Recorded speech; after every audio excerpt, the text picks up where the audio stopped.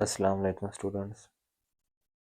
आज यूनिट 9 का सेकंड और थर्ड थ्योरम करेंगे। सेकंड थ्योरम है, पहले इसकी स्टेटमेंट पे गौर करें। A straight line drawn from the centre of the circle to bisect a कोड। कोड के बारे में पहले मैं डिफाइन कर चुका हूँ, जहाँ पे मैंने यूनिट 9 की डेफिनेशंस बताई थी। कोड क्या है कि लेट्स सपोज अगर कोई भी आपके पास ये एक सर्कल है, तो joining of 2 point on the circumference of the circle is called code. अब यहाँ पे उन्होंने मेंशन कर दिया है कि which is not diameter. Diameter का क्या मतलब होता है कि अगर आपके पास यहाँ पे सेंटर है, तो कोई स्ट्रेट लाइन अगर सेंटर से पास करती हुई इसको, तो diameter is a code. Diameter भी कोड है, लेकिन यहाँ पे उन्होंने क्लियर मेंशन कर दिया कि जहाँ पे जो कोड है वो बाइसेक्ट हो रही है, तो वो डायमीटर नहीं है, इज परपेंडिकुलर टू द कोड। के मतलब ये कि अगर ये एक सर्कल है और ये एक कोड है, तो अगर हम इस पे एक परपेंडिकुलर ड्रा करें, अगर इस पे परपेंडिकुलर नहीं ड्रा करें, अगर एक स्ट्रेट लाइन ड्रा करें सेंटर से और वो कोड को बाइसेक्ट करे, मतलब दो इक्वल पार्ट में डिस्ट्रीब्यूट कर दे। ये देखिए, ये दो इक्वल पार्ट में इसने इसको डिस्ट्रीब्यूट कर दिया है, तो देन क्या होगा कि वो जो एक स्ट्रेट लाइन है वो परपेंडिकुलर होगी। वो स्ट्रेट लाइन मतलब ये जो स्ट्रेट लाइन है, इसको लेट्स सपोज जैसे उन्होंने नेम दिया हुआ ये ओ एम है, तो ये क्या है, ये परपेंडिकुलर है किस पे, हमें ये प्रूव करना है कि ओ एम वो परपेंडिकुलर है किस पे, कोड ए बी पे। ये हमें इसमें प्रूव करना। अब यहाँ पे यकीनन उन्होंने डायग्राम बनाई हुई है, तो इसके अकॉर्डिंग इसको देखते हैं। अब M is the mid point of कोड ए बी, क्योंकि उन्होंने खुद यहाँ पे मेंशन कर दिया है कि अगर स्ट्रेट लाइन जो है वो ड्रा की जा रही है किसी भी कोड पे, वो ओ एम एक स्ट्रेट लाइन को अगर ड्रा कर रहे हैं, तो बाइसेक्ट अ कोड, तो कोड दो इक्वल पार्ट में डिस्ट्रीब्यूट हो रही है। इसका मतलब है ए से एम और बी से M. So M is the mid point of A B of the circle with centre O. O यहाँ पे क्या है, वो सेंटर है। Where A B is not diameter of, ये भी साथ में मेंशन कर दिया। हमें प्रूव क्या करना है कि ये जो स्ट्रेट लाइन है जो परपेंडिकुलर है इस पे, मतलब जो स्ट्रेट लाइन जो इस कोड को बाइसेक्ट कर रही है, तो वो परपेंडिकुलर है। तो ये ओ एम क्या है, वो परपेंडिकुलर है किस पे, ए बी पे। ये हमें यहाँ पे प्रूव करना है। सो उसके बाद कंस्ट्रक्शन में लिखेंगे join O with A and O with B. Join O with A और एंड ओ विद बी, मतलब ए और बी को ज्वाइन कर दिया है। अब चूंकि हमने प्रूव करना है कि ये इस पे ओ एम परपेंडिकुलर है, तो यहाँ पे ये जो एंगल्स हैं, दो तरह के एंगल बनेंगे ना, एक एंगल 1 और एक एंगल 2 बनेगा। इसको डिफरेंट हमने नेम दे दिए हैं एंगल्स के। तो यहाँ पे ये दो एंगल पेयर हो रहे हैं। मैं इसको ना अलग पेज पे भी समझा देता हूँ कि लेट्स सपोज, पहले बेटे डायग्राम को समझना ज़रूरी होता है कि अगर यहाँ पे हमारे पास कोई एक कोड थी, ये कोड हो गई। अब लेट्स सपोज कि यहाँ पे कोई सेंटर है, इसका सर्कल का ये सेंटर है। तो अगर हम यहाँ पे, उन्होंने यही कहा है ना कि if a straight line drawn from the centre of the circle, कि उसके वो सेंटर से अगर ड्रा की जा रही है, तो बाइसेक्ट अ कोड, कि कोड जो है वो बाइसेक्ट हो रही है। बाइसेक्ट का क्या मतलब है, वो दो इक्वल पार्ट में डिस्ट्रीब्यूट हो रही है। यहाँ पे देखें ऐसे बाइसेक्ट अ कोड, तो देन ये जो लाइन होगी आपके पास, ठीक है, इसको अगर आपने नेम दिया हुआ ये ए है और ये बी है, तो इसको ओ का नेम दिया हुआ ये एम है। तो यहाँ पे क्या है, प्रूफ क्या करना है कि ओ एम क्या है, वो परपेंडिकुलर है लाइन सेगमेंट ए बी पे। ठीक है, ये हमें प्रूफ करना है। सो इसके बाद कंस्ट्रक्शन का पॉइंट क्या है कि आप अब इसमें लिख सकते हैं गिवन क्या हुआ, गिवन ये हुआ, आप पीछे भी देख सकते हैं कि m is the mid point, m is the mid point of the कोड ए बी। तो यहाँ पे यकीनन ये क्या है, m इसका मिड पॉइंट है क्योंकि कोड इक्वली बाइसेक्ट हो रही है दो पार्ट में।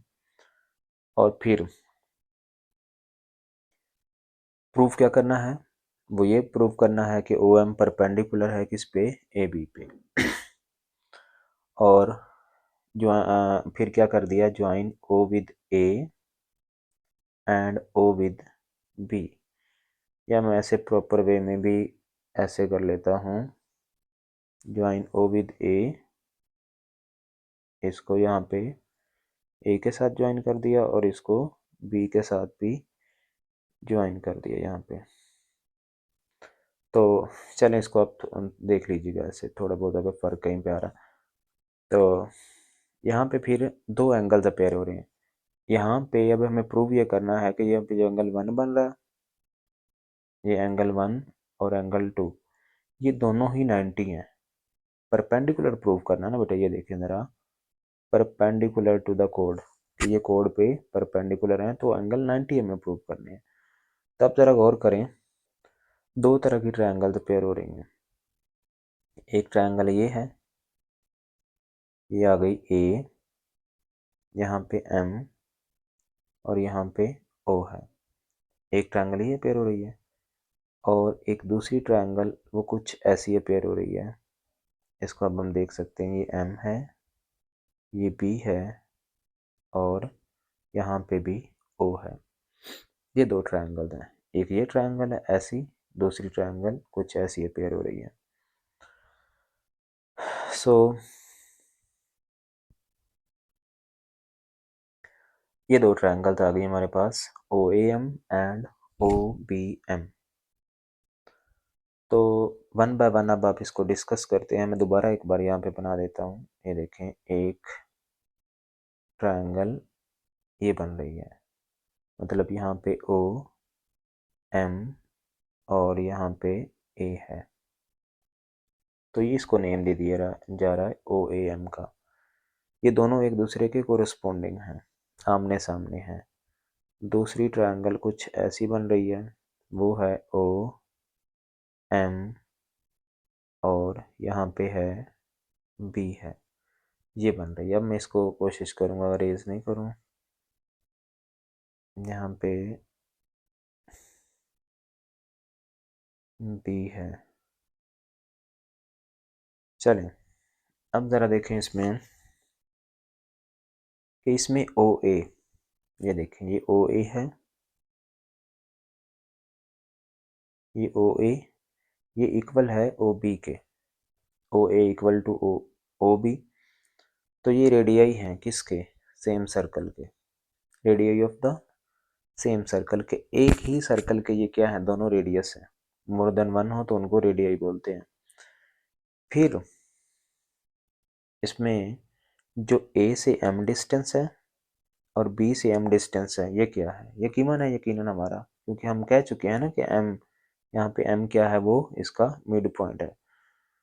सो ये गिवन है। और अगर गौर करें तो ओ एम दोनों में कॉमन है, यहाँ पे भी, इसमें भी ओ एम अपेयर हो रहा है और यहाँ पे भी ओ एम अपेयर हो रहा है, तो ये दोनों में ही क्या है, कॉमन है। तो कॉमन आ गया ये।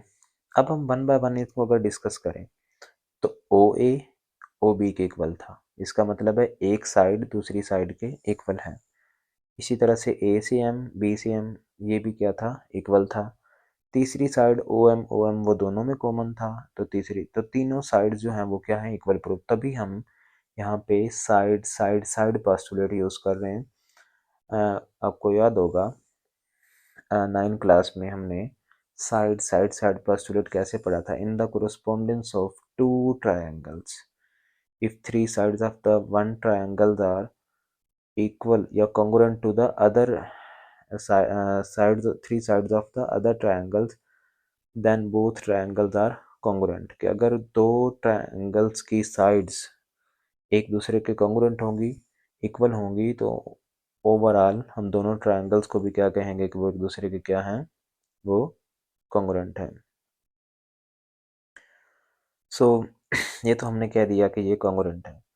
अब हमने कह दिया इसमें कि एंगल 1 और एंगल 2, जब हम कॉन्ग्रुएंट ट्रायंगल की डेफिनेशन क्या होती है? Congruent triangles, two triangles are said to be congruent if their corresponding sides and angles are equal। तो अब अगर गौर करें, हमें तो इन एंगल्स को भी यहाँ पे 90 प्रूव करना है ना। तो जब ट्रायंगल्स जो हैं वो कॉन्ग्रुएंट प्रूव हो चुके हैं, मतलब जो इसमें एक ट्रायंगल थी ओ ए एम, वो कॉन्ग्रुएंट प्रूव हो चुकी है दूसरी ट्रायंगल के ओ बी एम के, तो इसका मतलब क्लियर है कि फिर उनके कोरस्पॉन्डिंग एंगल्स भी क्या होंगे? इक्वल होंगे। तो यहाँ पे फिर एंगल 1 और एंगल 2 जो हैं उनको इक्वल कह दिया, और साथ में यहाँ पे क्या लिखेंगे रीजन के तौर पे? Corresponding angles of congruent triangles. फिर नेक्स्ट क्या लिखेंगे इसमें कि एंगल 1 एंड एंगल 2 दोनों का सम किसके इक्वल है? 180 के इक्वल है। उनका 180 के इक्वल क्यों है? Adjacent supplementary angles. Adjacent angles कौन से होते हैं? कि अगर कोई से दो एंगल्स एक ही लाइन पे बन रहे हों, ठीक है, अब यकीनन यहाँ पे एक ही लाइन पे बन रहे हैं ना, यहाँ पे भी 90 है, यहाँ पे भी 90, दोनों एक ही स्ट्रेट लाइन पे बन रहे हैं। और सप्लीमेंट्री एंगल्स कौन से होते हैं? कि if sum of two angle is equal to 180 degree then angles are supplementary. तो ये दोनों एंगल्स का सम क्या है यहाँ पे? वो 180 डिग्री के इक्वल है। अगर 180 डिग्री के इक्वल है, बट इस कंडीशन के अकॉर्डिंग, फर्स्ट कंडीशन के अकॉर्डिंग दोनों एंगल्स का इक्वल होना जरूरी है। So there is only one possibility 90 plus 90, के दोनों एंगल्स का फिर 90 होना ज़रूरी है। तो दोनों एंगल्स यहाँ पे 90 अब प्रूव हो चुके हैं। सो अब हम कह सकते हैं कि ओ एम जो है वो परपेंडिकुलर है। ठीक है, जब हमारे पास ये वाले जो एंगल्स हैं यहाँ पे ये 90 प्रूव हो चुके हैं, जो यहाँ पे ये एंगल्स यहाँ पे ये भी 90, ये भी 90, जब एंगल ही 90 प्रूव हो चुके हैं, सो इसका मतलब है कि फिर ओ एम क्या है? वो परपेंडिकुलर है किस पे? ए बी पे। अब इसके बाद सेकंड थ्योरम कि परपेंडिकुलर फ्रॉम द सेंटर, ये उसी का रेसिप्रोकल है कि perpendicular from the centre of circle on a code bisect it, कि अगर इसमें परपेंडिकुलर ड्रा किया जाए, ये ऑलरेडी यहाँ पे परपेंडिकुलर गिवन है, इसलिए यहाँ पे 90 के एंगल ऑलरेडी बनाए गए हैं। तो अगर ऐसा है कि वो ऑलरेडी परपेंडिकुलर हैं, तो कोड जो है वो इक्वली दो पार्ट में बाइसेक्ट हो जाती है, डिस्ट्रीब्यूट हो जाती है। सो इसमें क्या है? गिवन में क्या होगा? A B is the code of the circle with centre O, O M perpendicular to the कोड ए बी। ये ऑलरेडी हमारे पास गिवन है, जो पहले प्रूव करना था वो गिवन है। और नेक्स्ट क्या है कि M is the mid point of A B. ठीक है, अब हमें प्रूव क्या करना है? ये है ना आपके पास कि बाइसेक्ट अ कोड, कि कोड दो इक्वल पार्ट में डिस्ट्रीब्यूट हो जाती है, ये हमें प्रूव करना है, मतलब ए से एम और बी से एम डिस्टेंस इक्वल है। तो यही तो हमें इसमें प्रूव करना है। सो और कंस्ट्रक्शन का पॉइंट यही होगा कि join O with A and O with B, इसको आप यूँ राइट करेंगे। तो इसमें भी अब आपके पास दो ट्रायंगल्स गिवन है, लेकिन यहाँ पे क्लियर मेंशन किया हुआ है कि राइट एंगल ट्रायंगल्स। यहाँ पे ये जो नोटेशन है ना, ये वाली, ये राइट एंगल ट्रायंगल्स की है। ये आर टी जो लिखा हुआ है ना, ये राइट एंगल ट्रायंगल की नोटेशन है। अब इसमें हम पहले एंगल की डिस्कशन करेंगे, ओ एम ए और ओ एम बी, क्योंकि ये एंगल यहाँ पे मैं पहले बता चुका हूँ कि गिवन है। तो ओ एम ए और ओ एम बी ये दोनों ही 90 हैं। ठीक है, मैं इसके लिए भी अलग से पेज ऐड कर देता हूँ कि लेट्स सपोज के यहाँ पे ऐसे एक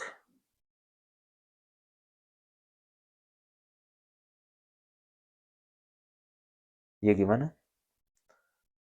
अब इस पे ऑलरेडी यहाँ पे मैं ऐसे करता हूँ कि ये लेट्स सपोज हमारा सेंटर है।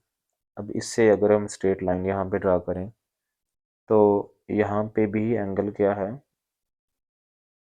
90 है, और यहाँ पे भी एंगल 90 है, और इस पॉइंट को भी यहाँ पे ऐसे मीट करवाया गया ऐसे।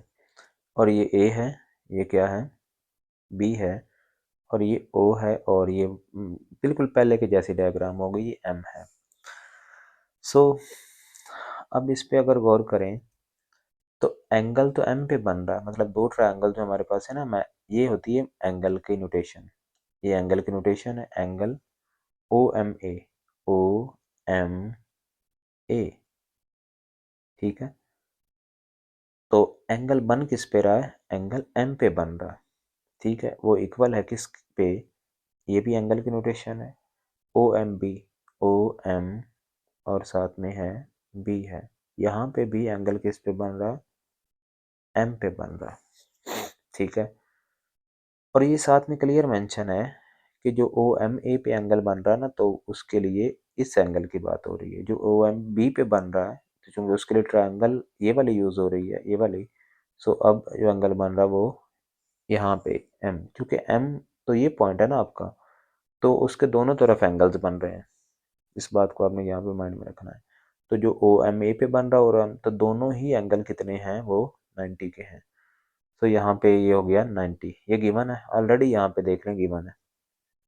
चलें, उसके बाद है ओ ए और ओ बी, ये वाला ओ ए और ओ बी, ये दोनों भी क्या है, इक्वल है। यहाँ पे भी दो ट्रायंगल्स यकीनन पेयर हो रही हैं, तो ये radius of the same circle जैसे पहले है, और फिर ओ एम ये भी दोनों में कॉमन है। बट यहाँ पे पास्टुलेट थोड़ा डिफरेंट है, कि जहाँ पे जो उन्होंने ये किया ना, इसको ओ ए और ओ बी, ये जो हमारा पॉइंट था ओ बी, तो इसमें ये हाइपोटेनियस है, ये भी हाइपोटेनियस है और ये भी हाइपोटेनियस है, स्पेसिफिकली ये हाइपोटेनियस है क्योंकि ट्रायंगल्स ऑलरेडी यहाँ पे राइट एंगल ट्रायंगल है, वो पहले से यहाँ पे क्या है, वो गिवन है। सो इसलिए एच एस पास्टुलेट यहाँ पे यूज होगा, in the correspondence of two right angle triangle if one side of the one triangle which is specifically called one side of the triangle which is specifically hypotenuse is congruent to the other sides, कि इसमें एक side और साथ में specifically जो दूसरी side होगी वो हाइपोटेनियस ही होगा। तो इसमें डिस्कशन में आया है ये हाइपोटेनियस और कोई एक साइड, और साइड क्या थी, वो ओ एम है। तो हाइपोटेनियस और साइड, वैसे तो हाइपोटेनियस भी एक साइड ही है ना, सो हाइपोटेनियस साइड, उस पास्टुलेट को आप अच्छे से समझते हैं। तो इस एच एस पास्टुलेट के थ्रू हमने ओ ए एम और ओ पी एम को क्या कह दिया कि ये कॉन्ग्रुएंट है, ये दोनों ट्रायंगल्स, पहले तो उनको कॉन्ग्रुएंट प्रूव करवाया।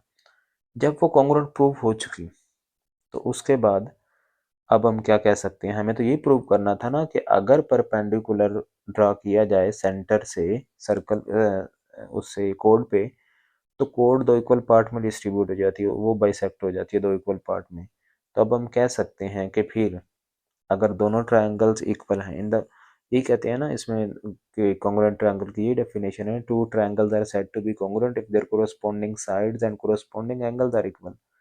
अब जब ट्रायंगल ही क्या है, वो आपके पास कॉन्ग्रुएंट है, तो इसका मतलब है उनकी साइड्स भी कॉन्ग्रुएंट होंगी। तो हमें कंसर्न किससे था, ए से एम, ए से एम और बी से एम, यही तो हमें प्रूव करना था, तो ये प्रूव हो चुका है। इसका साथ में रेफरेंस आप क्या देंगे, corresponding sides of congruent triangles, so O M bisect the कोड ए बी। तो अब हम कह सकते हैं कि जो ओ एम एक लाइन है, स्ट्रेट लाइन है, वो इसको दो इक्वल पार्ट में डिस्ट्रीब्यूट कर रही है, किसको, लाइन सेगमेंट ए बी को। तो बिल्कुल सिंपल सा कॉन्सेप्ट है बेटे ये भी, ठीक है। एक जो है थ्योरम, उसमें जो कुछ गिवन है, दूसरे में वो प्रूव करना है, तो दोनों ही एक दूसरे के क्या है, कन्वर्स हैं। तो अच्छे से इसको देखें, करें। और मुझे जैसे मैंने पहले बताया था कि इनमें ये नहीं समझ, एक ही चैप्टर के जब थ्योरम्स करने हैं तो उसको अच्छे से करें, ये ना हो कि इसको भी चॉइस पे छोड़ दें। तो लाजमी इनको देखें, करें। और ये दोनों थ्योरम्स भी बड़े इंपॉर्टेंट हैं, दोनों में से कोई एक जो है ना वो पूछ लिया जाता है, लेकिन इसमें कोई ये मिस्टेक नहीं कर देनी कि पूछे कोई वो और आप उसका रेसिप्रोकल लिख के आ जाएं। अच्छे से इनके कॉन्सेप्ट को लर्न करना है और उसके अकॉर्डिंग फिर इसको आपने सोल्व करना वहाँ पे तसल्ली से।